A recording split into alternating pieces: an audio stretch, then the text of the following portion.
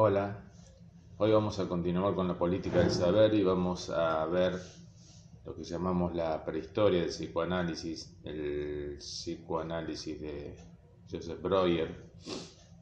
Breuer fue un antecedente de Freud, del descubrimiento del psicoanálisis, pues Freud toma algunos elementos que ya se estaban trabajando en la época y que se encarnan un poco en la figura de Breuer, que fue un maestro de Freud, con quien él mantiene un diálogo teórico, epistémico, y después se diferencia. Breuer era un médico reconocido de la sociedad vienesa de fines del siglo XIX, un médico prestigioso, como si digamos lo que fue en un momento en Argentina Favaloro, un médico honorable, reconocido por toda la sociedad, por toda la cultura de ese momento. Breuer era de esos médicos de familia. Eso no aparece tanto hoy por la especialidad médica. Era alguien que atendía a toda la familia, atendía al grupo familiar. En un momento lo llama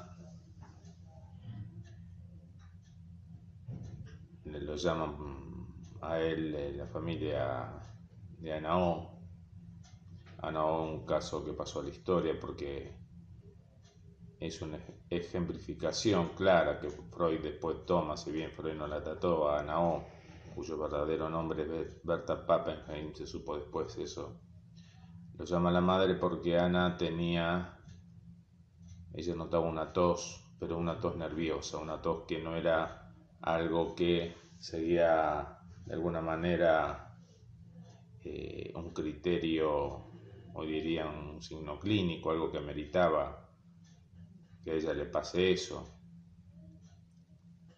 O sea, algo le hacía ruido a la madre de Anaó. El padre había muerto de tuberculosis, Ana lo había curado. La tuberculosis en ese momento era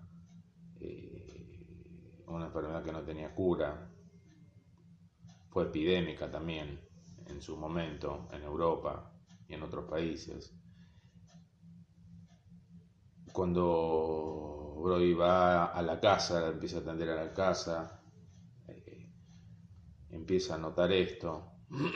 Ya la conocía a Ana. Ana era ahí una jovencita de 19, 20 años, pero la conocía desde niña, porque había atendido a toda su familia y ella también desde muy pequeña. Ana empieza a tener, aparte de la tos nerviosa, otros síntomas.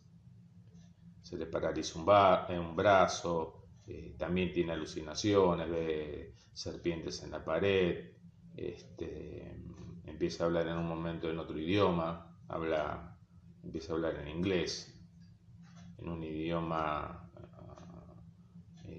también en un momento una mezcla del alemán y inglés, en otro momento habla de tal manera que solo Breuer la podía escuchar, la podía entender, empieza a hablar solo con él. Deja de comer, deja de tomar líquido, hasta tal punto que Breuer la va a atender a la casa. Ella en un momento se deja alimentar, no solo que habla solo con Breuer, sino también se deja alimentar por él, solamente por él. Empieza a contarle historias. El método que se utilizaba era la hipnosis. Se le hipnotizaba y se le hacía hablar. Pero Breuer va notando que Ana, cuando llega, no es necesario hipnotizarla, sino que ella ya se lo ofrece en un estado de seminoide, como lo que se llama una segunda conciencia. Breuer la llama así, una segunda conciencia. Breuer empieza a escucharla. Ana empieza a contarle historias que ella inventaba, lo que llama su teatro privado. Los síntomas con esto nos alivian. En el momento del tratamiento muere el padre de Anaó. O sea, no había muerto antes, muere durante el tratamiento. Allí los síntomas de Anaó empeoran. empieza a encerrarse más en su cuarto, a hablar menos, se retrae. Breuer empieza a ir mañana y tarde a escucharla, a escuchar lo que ella misma denomina su teatro privado. En todas estas historias que Ana contaba, se ofrecía ella a hablar, a contar historias. Lo que redundaba, lo que se repetía era un tema de una niña pequeña que había sido abandonada por sus padres y que luego una familia la había adoptado, a la que ella le debía todo su amor. Ese era un poquito, si bien hay rasgos y características de esos cuentos que ella inventaba, de esos relatos que ella inventaba que van variando, pero eso es algo que se repetía. Inclusive Ana empieza a tener ideas suicidas. Y Breuer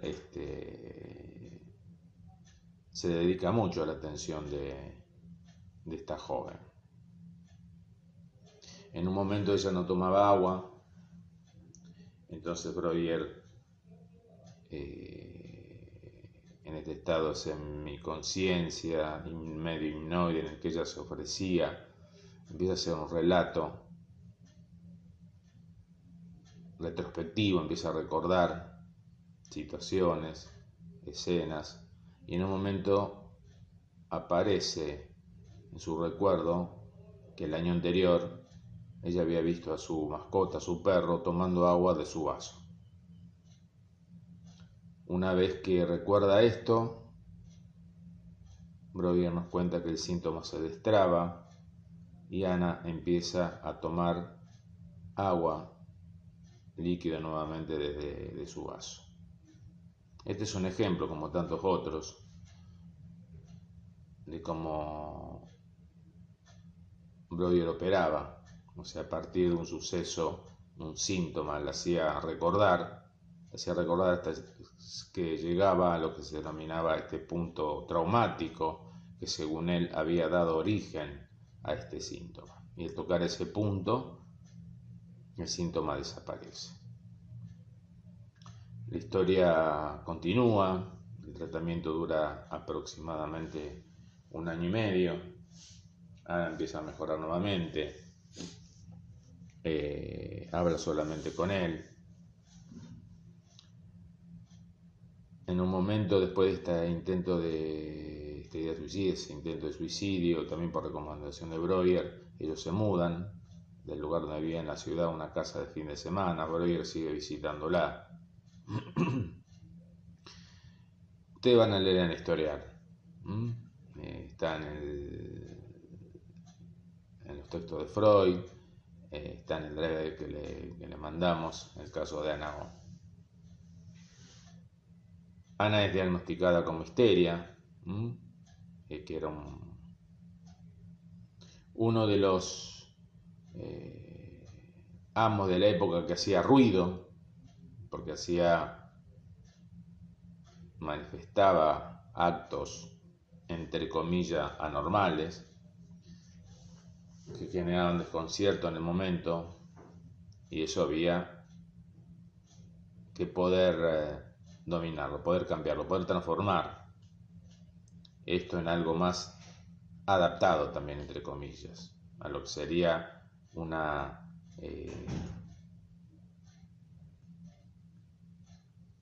actitud, una forma de comportamiento, podríamos decir, representaciones adecuadas para la idea de normalidad de la época. Lo que Freud nos cuenta también es que algo que le llamaba la atención, que esta jovencita, 19, 20, 21 años, no se encontraba en su relato el elemento sexual. ¿Cómo sigue la historia? Yo se los resumo, ustedes lo van a ver detalladamente después cuando lo lean a los síntomas. Una Navidad, la madre o alguien que trabajaba en la casa, un empleado, un doméstico, bueno, era una familia adinerada, una buena posición económica, lo van a buscar a Breuer a la casa y le dicen que Ana está con movimientos raros, con movimientos como si fueran de parto, y entonces estaban desesperados. Entonces Breuer va, ve que Ana se está teniendo movimientos como si fueran contracciones, los movimientos previos a un parto, y en un momento dice, ahí viene el bebé del doctor Breuer. Breuer en ese momento le hipnotiza, le dice, todas esas son ideas, nada de esto es real, mañana cuando te despiertes te vas a olvidar de todo esto, y ahí se da por terminado el tratamiento. Breuer da por terminado el tratamiento. La historia cuenta también que nunca más Breuer tiene contacto con Ana O, nunca más la ve, nunca más la trata. Y ahí el relato que nos interesa. Más allá de la veracidad de los hechos que se han ido transmitiendo en la historia del psicoanálisis, en los que nos sirve como ejemplo para el tema que nos convoca, es trabajar las coincidencias y las diferencias que se establecen con Freud, con lo que es el psicoanálisis, porque el psicoanálisis toma algunos elementos de este trabajo. Lo primero que queremos destacar es que lo que primero hace Freud es la escucha. No trata de hipnotizarla y decirle, bueno, esto no es así, tenés que cambiar tu idea, tu representación. Porque habría dos características, per via de porre y per via de levare, ¿no? Per via de levare es levantar las barreras, las resistencias para que la persona hipnotizada pueda hablar, y por via de porre es darle indicaciones. Como dimos el ejemplo al principio, abrir la ventana, o lo que hizo en el último momento, acá no ha pasado nada, todas las ideas son equivocadas, te vas a olvidar de todo, es el mandato. Pero durante todo el tratamiento, Breuer la escucha, la hace hablar, la hace asociar. No trata de corroborar la veracidad de los hechos. No va a ver a comprobar, por ejemplo, si el perro había tomado agua realmente del vaso de ella. O sea, acude al nivel de la fantasía, de lo que llamamos la realidad psíquica, no de lo real, la veracidad, la concordancia entre el relato y lo que pasó. Ese es un primer punto importante, la escucha. Trabajar en el nivel de la fantasía que aparece en el discurso. También acá hay una teoría en juego, subyacente, sobre el origen de los síntomas. Hay un evento traumático, por ejemplo, cuando ella ve que el perro toma agua y no puede hacer nada. Hay un evento traumático, ella no puede responder, no puede reaccionar ante ese evento que resulta traumático. Por eso es traumático, porque no puede reaccionar. Después esto queda en lo que Breuer llama una segunda conciencia y aparece como síntoma. Entonces, se puede hacer un camino inverso, desde el síntoma hasta ese suceso traumático.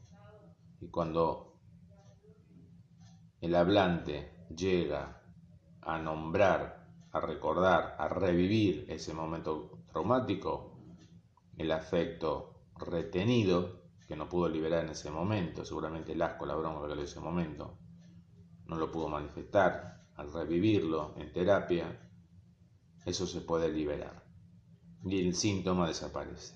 Esa sería la manera de proceder en una teoría que conecta el síntoma con un suceso traumático, que Freud va a decir después que quedó reprimido.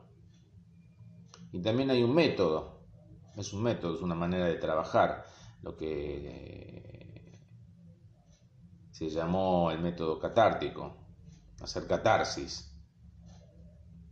hacer catarsis, liberar la descarga de este afecto reprimido unido a la representación. Y ahí se produce una descarga. Eso sería una idea de curación, de que los síntomas desaparezcan. De alguna manera también, ahí va uniendo en la teoría el síntoma con la fantasía, con el suceso traumático, y con cierto sentimiento de culpabilidad en relación al cuidado de su padre, en elementos que aparecían también en sus relatos. Esto es de alguna manera novedoso, ya el hecho de escucharla y operar por vía de elevar y levantar las resistencias es algo que, si bien estaba en la época, Breuer lo va sistematizando. Se lo cuenta Freud, y la diferencia que plantea Freud luego cuando empieza a trabajar en su teoría, a andar en su teoría, es primero, la primera diferencia es el contenido sexual que Breuer no llega a escuchar.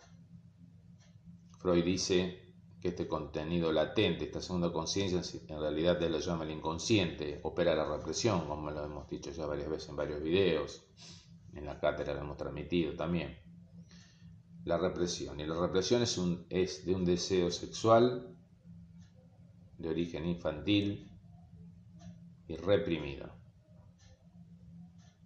Reprimido porque nadie por su propia voluntad puede recordarlo, sino es que aparece disfrazado en los síntomas, en los actos fallidos, en los sueños, como vamos a ver en las próximas clases.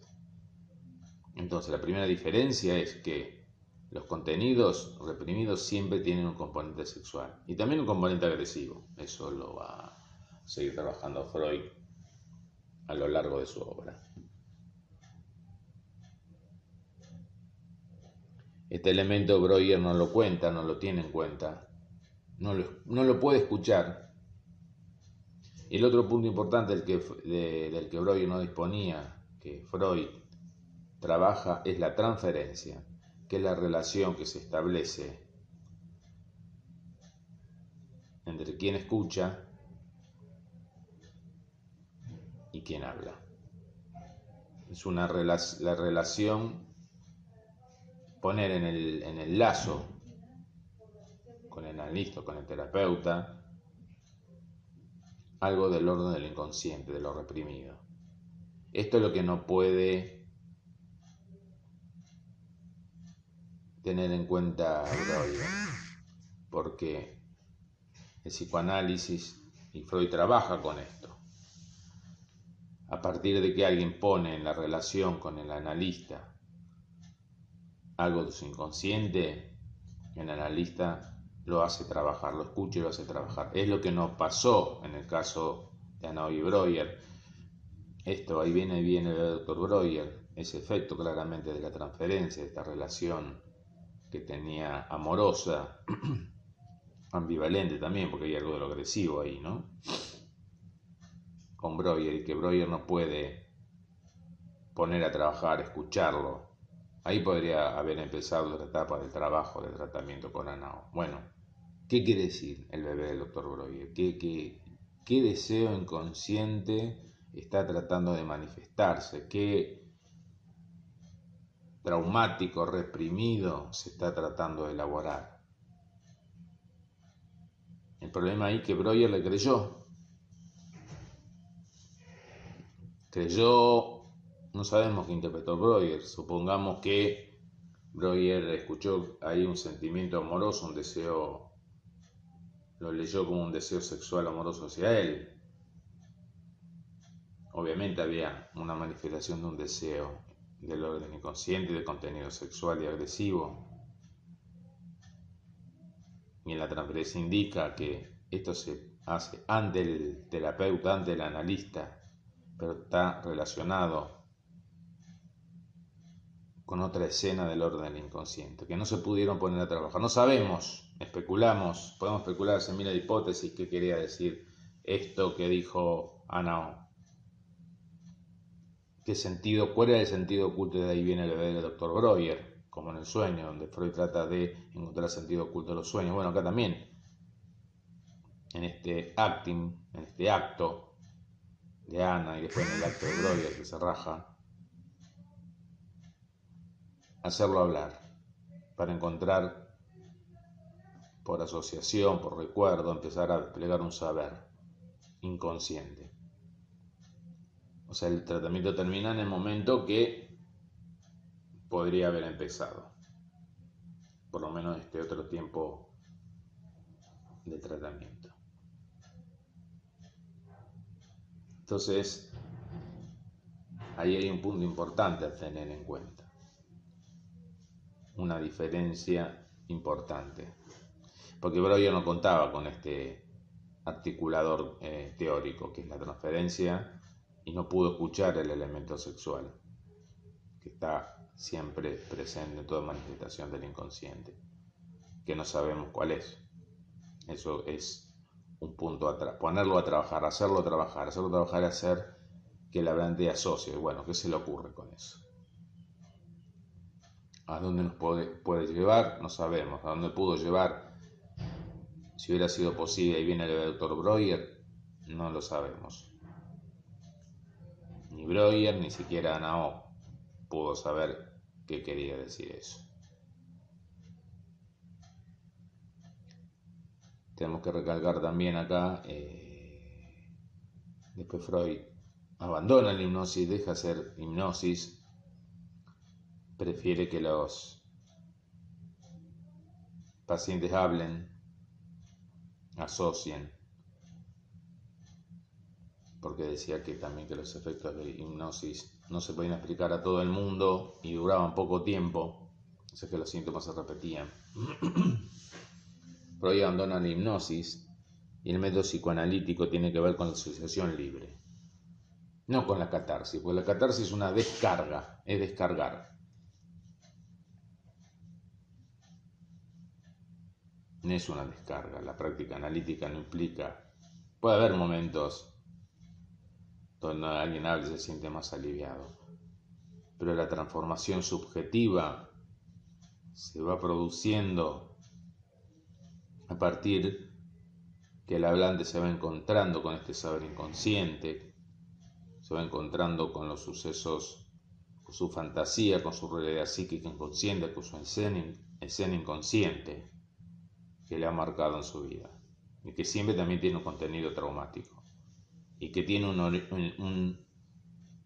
se dirige siempre a alguna escena infantil que hace la relación primaria constituyente de la crianza con las figuras materna y paterna y que luego se repiten sin conciencia de que estamos repitiendo algo del orden del inconsciente. Entonces, y la práctica analítica no es una práctica que tenga su eje en la descarga. Voy y me descargo una vez por semana, 2 veces por semana, las veces que sea, y me descargo. Sino es marcar justamente el encuentro, el sujeto con estos rasgos, con esta escena que lo ha marcado y por la que está de alguna manera viviendo, por la que está tomado.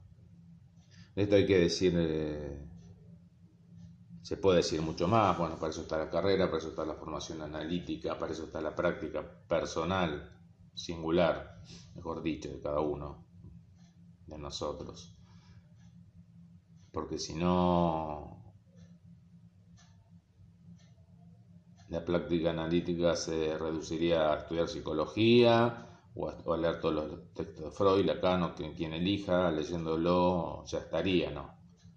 Hay algo que es del orden de poner el cuerpo, hablar en transferencia. En el momento que esto se hace acto, en el momento que esto irrumpe, que sorprende. Alguien podría decir, ahí viene el doctor Breuer, uy, ¿qué quise decir? Sí, no sé qué quiere decir. Y ponerse a investigar, a trabajar, asociar. Por eso Lacan habla de poner el sujeto a trabajar. Pero es el sujeto del inconsciente, no es el sujeto de la conciencia. Cuando decimos algo y nos hacen escuchar lo que decimos, escuchamos lo que decimos, nos damos cuenta que lo que decimos, decimos algo más que la intención consciente, que es lo que quisimos decir. Cuando hay un sueño, cuando hay un lapsus. Entonces me parece que es importante mantener acá las coincidencias que hay en el psicoanálisis de Breuer, que lo llamamos psicoanálisis prehistoria porque forma parte de la historia, pero como previo, como algo previo, como algo que posibilitó ese surgimiento, que tiene que ver con haberla escuchado, hay un método de trabajo, no es cualquier cosa. Y hay una teoría, hay algunos principios teóricos. Y después los saltos que realiza Freud, primero es el elemento sexual, deseante, reprimido, que se ha estructurado durante la infancia, y que esto se repite en distintas circunstancias, lo repetimos con distintas personas con las que nos relacionamos afectivamente. La diferencia que es cuando nos relacionamos con el psicoanálisis, con un analista o un analista, ahí el analista lo puede poner a trabajar. O sea, escucha, lo actúa, lo dice, lo hace ante el analista, pero no está dirigido al analista. Pero el analista sabe que no es, que detrás de eso, oculto, hay otra escena que hay que tratar de hurgar, de hacer consciente. Bueno, estos actos algunas teorías los llaman conductas inadecuadas, conductas inadaptadas o representaciones falsas, representaciones equivocadas, pero el analista no se queda en eso. No le importa si es verdadero o falso, si coincide o no con la realidad, si una conducta esperable o no. Trata de hacer hablar y encontrar qué sustento del orden del inconsciente esta manifestación tiene. Por eso, una de las cosas que se plantea a partir del psicoanálisis es la ruptura con esta idea de normalidad. Todo vale en la práctica analítica a nivel de las manifestaciones. No se espera que alguien diga lo políticamente correcto o haga lo políticamente correcto, solamente se lo pone a trabajar. Es más, cuando aparece algo como esto, ahí viene el doctor Breuer y se aparece y lo que pasó ahí pasa en los análisis actualmente también, de distintas maneras, la expresión de tipo de manifestaciones de amor o de agresividad hacia la persona del analista. Un analista lo espera que pase eso porque es el punto a partir del cual algo puede hacerse trabajar y puede ser la vía de empezar a elaborar algo del orden del inconsciente. Por eso hay una diferencia muy importante, fundamental, entre lo que es el sujeto de la conciencia, la subjetividad, que es importante, esto que hablamos muchas veces de la construcción de la subjetividad epocal, pero el sujeto del inconsciente que se pone en acto en la práctica analítica es diferente. Bueno, muchas gracias.